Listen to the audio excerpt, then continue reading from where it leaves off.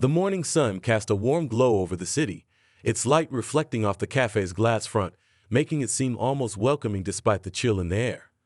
I stood outside, hands buried in the pockets of my coat, watching the world go by with a detached interest. People, bundled up against the autumn chill, moved past me, lost in their own thoughts and conversations. I was waiting for Olivia, my soon-to-be ex-wife, for what felt like an eternity. It was our first meeting since she left, since our world together crumbled into dust. I saw her before she saw me, her familiar figure cutting through the crowd. She seemed smaller somehow, less sure of herself. Her eyes scanned the street nervously until they found me. I could see the moment she recognized me. A brief flash of something like relief, or was it regret, passing over her features. "Hello, Olivia," I said as she approached, forcing a smile that felt more like a grimace. My heart was racing, a tumultuous mix of emotions swirling within me. "Hi," she replied, her voice barely above a whisper. She looked down, avoiding my gaze, and I could see the tension in her shoulders, the way she wrung her hands together. "It's good to see you." We'd entered the cafe together, the bell above the door announcing our arrival. The smell of coffee was a comforting presence, a reminder of simpler times. Sean was already there, seated at a table by the window, his attention on a book in front of him. He looked up as we approached, his expression unreadable. "Olivia, this is Sean," I introduced them, though they had met briefly before. "Sean, Olivia." "Nice to see you again, Olivia," Sean said, offering a polite smile as he stood to shake her hand. "I hope you've been well." "Thank you, Sean. It's nice to see you too," Olivia replied, managing a small smile. I explained to Olivia how Sean and I had recently reconnected, glossing over the specifics. "Sean's been a good friend, especially lately," I said, catching Sean's eye. There was an unspoken understanding between us, a shared history that went beyond the casual catch-up. Olivia glanced between us, a flicker of curiosity in her eyes. "I didn't realize you two were in touch," she said, her tone neutral but probing. "We lost touch for a while," I admitted, "but sometimes life throws you a curveball, and you find out who your true friends are." Sean nodded in agreement, his gaze shifting to the window, as if lost in thought. The conversation stalled, an awkward silence settling over the table. I knew Olivia was waiting for an explanation, for some clue as to why this meeting was happening, but I wasn't ready to reveal everything just yet. Instead, I steered the conversation towards safer waters, asking about her family, her work, anything to fill the silence. Olivia played along, but her answers were guarded, her gaze often drifting to the world outside the cafe's window. It was clear we were both dancing around the elephant in the room, the reason for our separation, her betrayal. But for now, this fragile piece was all we had, and I wasn't ready to shatter it just yet. As our initial pleasantries faded into the background, replaced by the soft hum of other cafe patrons and the clinking of cups, the atmosphere between us grew tenser, heavier. Olivia sipped her coffee, her eyes avoiding mine, as if the dark liquid held the answers to the questions neither of us dared to ask. I've been meaning to say," Olivia began, her voice faltering slightly, "I'm truly sorry for how they turned out." She looked up, her eyes meeting mine for the first time since we sat down. There was earnestness there, a genuine regret, but it did little to soothe the sting of betrayal. I nodded, my throat tight. "I appreciate that, Olivia. But apologies can't really fix what's been broken, can they?" My voice was calmer than I felt, a mask of indifference I wasn't sure I could maintain. "No, I suppose they can't," she whispered, looking down again. I hope we can find some way to move forward, to be at peace with each other." The conversation shifted awkwardly as we tried to navigate the chasm that had opened up between us. We talked about mutual friends, about work, about anything that could fill the silence without touching the raw edges of our pain.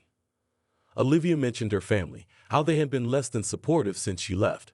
"My parents, they don't understand. They think I made a huge mistake leaving you. And maybe they're right," she confessed, a note of vulnerability in her voice that I hadn't heard in a long time. "It's not just about making mistakes, Olivia. It's about the choices we make in living with them," I said, my words more for myself than for her.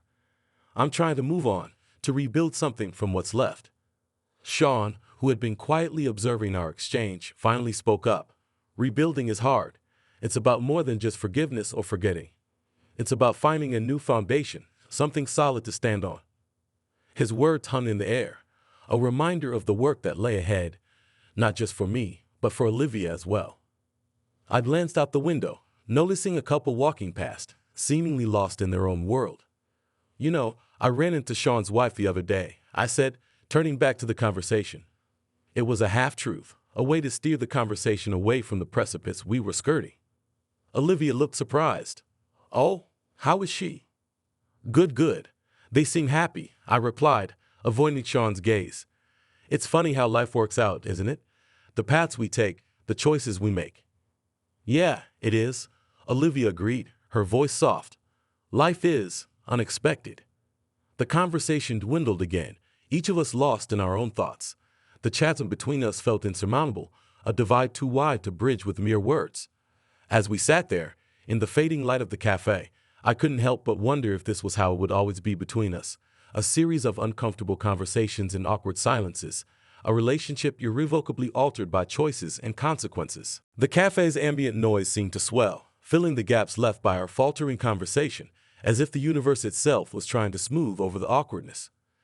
Sean, who had been a quiet observer for much of our meeting, now seemed even more withdrawn, his gaze fixed on a point somewhere outside the window, his thoughts a mystery. Olivia, perhaps sensing the shift in dynamics, turned her attention to Sean. "You've been awfully quiet, Sean. Is everything okay?" Her tone was laced with concern, a stark contrast to the tension that had characterized our earlier exchange. Sean blinked, as if being pulled from a deep reverie, and offered a strained smile. "Yes, everything's fine. Just lost in thought, I guess." His voice was unconvincing, even to his own ears, and he saw the skepticism in Olivia's eyes. "You know, Sean, it's okay to talk about it," Olivia pressed gently, her intuition sensing the undercurrents of unease. "Whatever it is, maybe we can help." I looked at Sean, a silent question in my gaze. We had been friends for years, long enough to recognize when the other was holding back, wrestling with something unsaid. Sean sighed, the weight of his silence becoming too much to bear. "It's just seeing you two together, trying to navigate through this. It's hard. It reminds me of my own situation." He hesitated, choosing his words with care, aware of the fragile balance of our reunion. Olivia and I exchanged a glance, a mutual understanding passing between us. "If you're comfortable sharing, Sean, we're here to listen," I offered, my earlier reservations giving way to concern for my friend. Sean nodded, grateful for the opening. "It's my marriage," he began, his voice low. "Things haven't been great for a while now. We've been drifting apart, I suppose, and I've made some mistakes that I'm not proud of." The confession hung in the air, heavy with implications. Olivia reached across the table, her hand hovering over Sean's for a moment before she thought better of it and pulled back. "I'm sorry to hear that, Sean. Relationships are complicated, aren't they?" "Yeah, they are," Sean agreed, a bitter laugh escaping him. "And the worst part is, I don't know how to fix it. I don't even know if it can be fixed." I leaned forward, my own troubles momentarily forgotten in the face of Sean's distress. "Maybe it's not about fixing things, Sean. Maybe it's about understanding what you want, what you both want, and seeing if there's a way to move forward, together or apart." Sean nodded, the advice hitting closer to home than he cared to admit. "Maybe you're right. It's just hard, you know? Admitting that it might be over." "We know," Olivia said softly, a sad smile touching her lips. "Believe me, we know." As we sat there, the three of us bound by our shared experiences of love, loss, and the difficult path to understanding, I couldn't help but feel a sense of camaraderie. In our vulnerability, we have found a common ground, a reminder that no one navigates the complexities of the heart alone. The conversation gradually lightened, moving away from the raw edges of our personal struggles to the more neutral ground of shared memories and future hopes. But the undercurrent of our earlier confessions remained, a silent acknowledgement of the pain and healing that lay ahead for each of us. As we finally rose to leave, the cafe now bathed in the soft glow of the setting sun, I felt a sense of gratitude for this moment of connection, for the opportunity to share and be heard.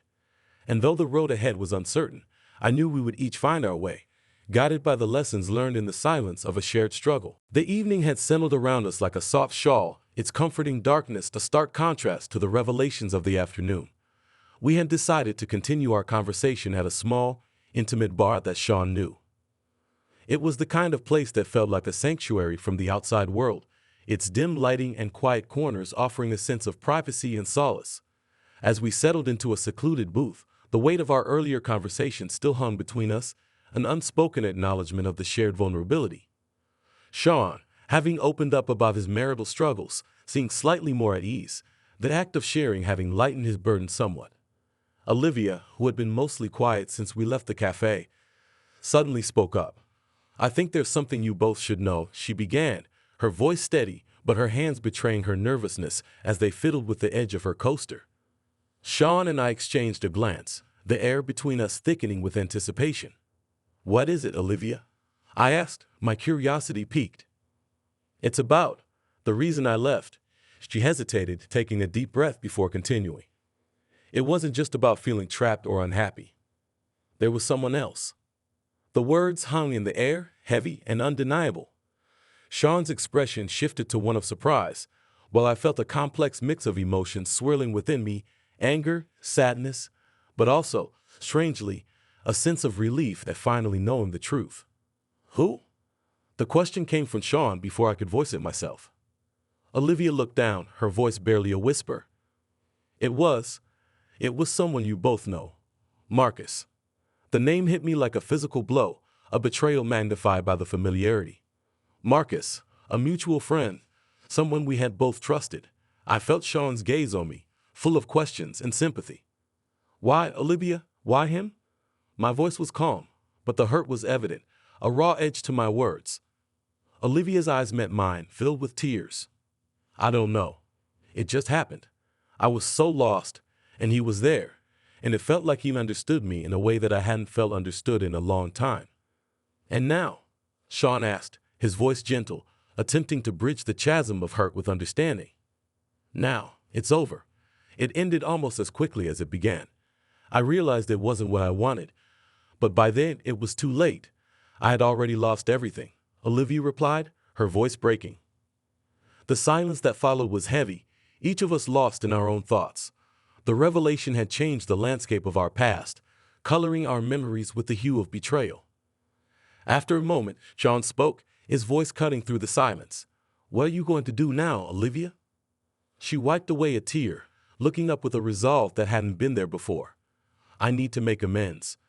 Not because I expect forgiveness, but because it's the right thing to do. I've hurt people, and I need to own up to that." I nodded, the anger giving way to a grudging respect for her honesty. "And what about us, Olivia? Where do we go from here?" "That's up to you," she said, meeting my gaze squarely. "I understand if you can't forgive me. I can't change what I did, but I'm trying to be a better person now. That's all I can do." The conversation that followed was difficult, filled with uncomfortable truths and painful admissions. But it was also cathartic, a necessary step towards healing and understanding. We talked late into the night, not just about Olivia's affair, but about our own fears, our failures, and our hopes for the future. As we left the bar, the early hours of the morning greeting us with a cool breeze, I felt a sense of closure. The path ahead was still uncertain, but for the first time in a long time, I felt ready to face it, knowing that the truth, no matter how painful, was always better than living in the shadow of lies. The dawn was breaking, casting a soft golden light over the city as we found ourselves walking along the riverbank. The conversation from the bar had left us drained, but somehow lighter, as if by sharing our burdens, we had managed to lift them, if only for a moment. The early morning air was crisp, a reminder of the new beginnings that each day brings. Olivia broke the silence, her voice reflective. "Do you ever think about what life would have been like if we made different choices?" She looked at Sean and then at me, seeking an answer to a question that perhaps had been haunting her for a while. Sean pondered for a moment before replying. "All the time, but then I realized that every choice led us to this moment. And despite everything, I'm grateful for the lessons learned along the way." I nodded in agreement. It's easy to get lost in the what-ifs and could have beens. But I think it's more about what we do now, how we move forward from here. Olivia smiled, a sad yet hopeful expression. "I guess you're right. It's just hard, facing the consequences of your actions, trying to make things right." "We know, Olivia, but you're not alone in this. We all have our own paths to healing, our own wrongs to right," I said, hoping to offer some comfort. The conversation paused as we reached a point where the river curved, offering a panoramic view of the city awakening. The beauty of the moment was not lost on us, a metaphorical crossroads not just for the river but for our lives as well. Sean, looking out over the water, broke the silence. I think this is where I say goodbye, at least for now. I have a lot to figure out, starting with a long overdue conversation with my wife. Olivia and I turned to him, understanding and respect in our eyes. You're a good man, Sean. She's lucky to have you, Olivia said, sincerity in her voice. And you, Olivia? What will you do? Sean asked, turning the question back to her. Olivia took a deep breath, her decision clear. I'm going to take some time for myself, really figure out who I am and who I want to be. And then I'm going to try to make amends, starting with Marcus. We nodded, acknowledging the difficult journey ahead of her. And you? Olivia asked me, her gaze curious. I think I'm going to write, I said, the idea forming as I spoke.